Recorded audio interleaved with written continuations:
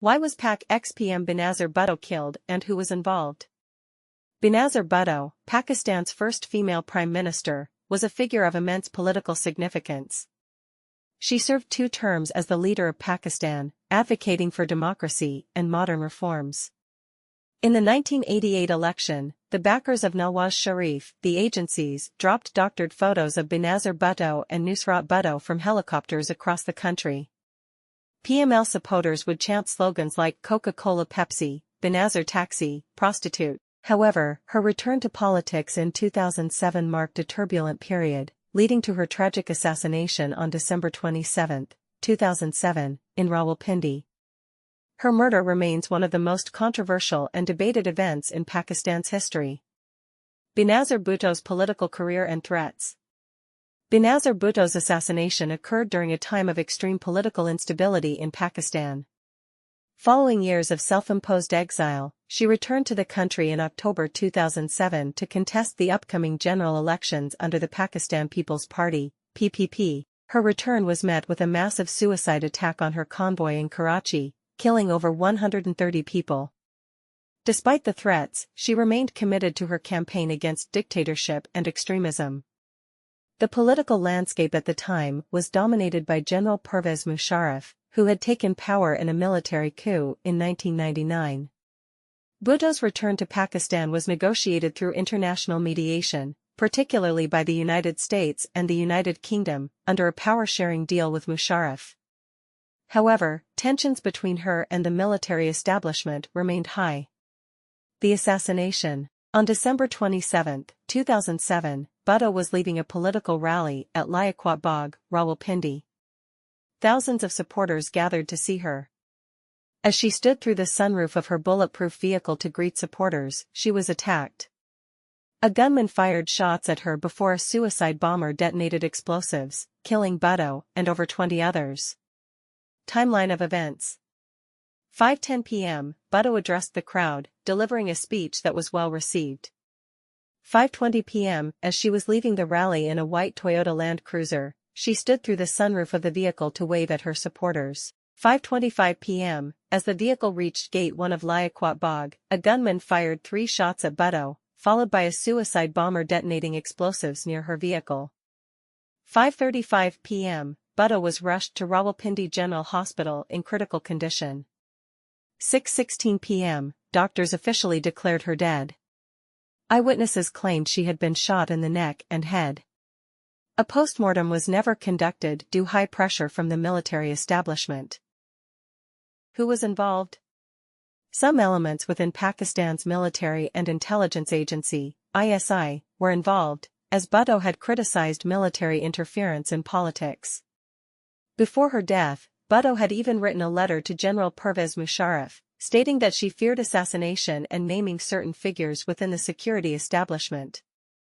Pakistani military and intelligence agencies were dealing with several militant groups and individuals who have been suspected of playing a role in Bhutto's assassination. Pak establishment were made a smart plan to kill the Benazir Bhutto. Pakistan's political landscape has long been marked by deep rivalries and power struggles. Also, elements within her own party or rival political factions had a motive to eliminate her to gain political leverage. Musharraf, who was president at the time, has been frequently accused of negligence or even complicity in Bhutto's assassination. In 2017, a Pakistani court declared him a fugitive in the case.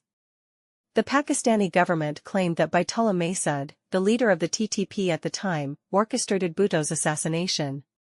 But this was pre-planned by the government and military officials to confuse the people and make them fool. The TTP had strongly denied and condemned this. Many analysts and Bhutto's own supporters suspect elements within the Pakistani military and intelligence agencies were involved. Bhutto had openly accused certain military and intelligence officials of plotting against her, stating that she had received threats from individuals linked to Pakistan's Inter-Services Intelligence, ISI. Her planned return to power posed a challenge to the military establishment, which had historically resisted civilian control. Pakistani military and intelligence agencies were already made a deal with TTP, Al-Qaeda, and other militant groups to assassinate the Benazir Bhutto. Aftermath and investigation. The assassination was followed by widespread violence and protests across Pakistan. The government formed an inquiry committee, but the initial investigation was criticized for being inadequate and politically influenced. The crime scene was hosed down within hours, destroying crucial forensic evidence. Pakistan's lead prosecutor in Benazir Bhutto assassination, gunned down. In 2010, a United Nations (UN) report concluded that Bhutto's assassination was preventable and that Pakistani authorities failed to provide adequate security. The report criticized intelligence agencies for not acting on known threats and accused the Musharraf administration of obstructing the investigation. Several individuals were arrested in connection with the assassination, including 5 militants linked to the TTP. However, in 2017, a Pakistani anti-terrorism court acquitted them due to a lack of evidence. The court also declared Musharraf a fugitive and ordered the confiscation of his assets. Impact on Pakistan's political landscape. Benazir Bhutto's assassination had a profound impact on Pakistan's politics. Her death led to an outpouring of sympathy for the PPP, which helped her party win the 2008 general elections. Her husband, Asif Ali Zardari, became the president of Pakistan, although his tenure was marked by controversies and allegations of corruption. The assassination also intensified debates about the role of extremism, the military's influence over politics, and the need for democratic reforms in Pakistan.